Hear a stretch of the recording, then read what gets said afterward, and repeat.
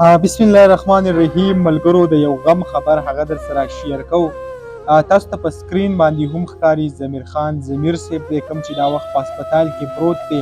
د هغې نه پس بیا خلکو څه او ویډیو هم شیر کړي په کوم کې چې څوک مختلف قسمه خبرې کوي، یعنې څوک وایي وفات شوی دی او څوک داسې قسمه خبرې پکې هم کوي.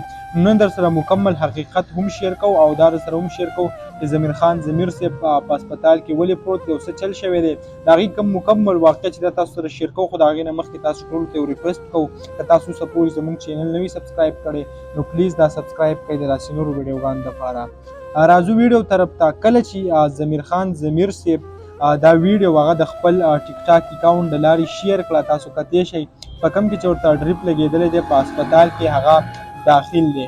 د هغې نه پس بیا خلک ولګېده، د ده دا ویډیو هم راواخیسته ورسره. زه تاسو ته بله کومه ویډیو چې ده دا ښیم دا ویډیو تاسو کتلی شئ.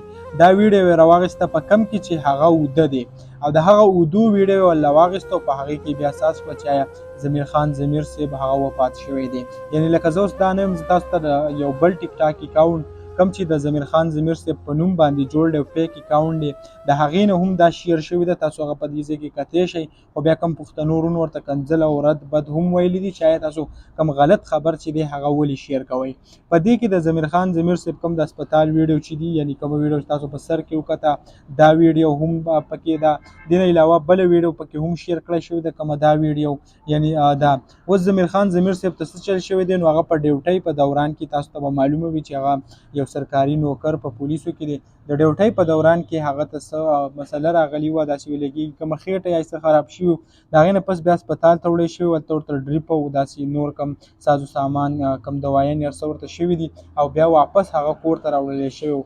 بله دا کومه ویډیو چې ده دا 2 میاشتې مخکینی ویډیو هغه شیر کېږي نو په دې کې څه حقیقت، یعنې زیات تر خلکو کوم خبر چې شیر کړی چې آیا وفات شو داسې، نو په دې کې څه حقیقت نشته. په داسې خبر باندې هغه یقین مه کوئ. دغه ویډیو به تاسو سره شریک کړه. امید لرم ویډیو به مو خوښه شوي. که ویډیو مو خوښه شوي ویډیو لایک کړئ او که زموږ په چینل نه وي چینل سبسکرایب کړئ د داسې نورو ویډیوګانو دپاره.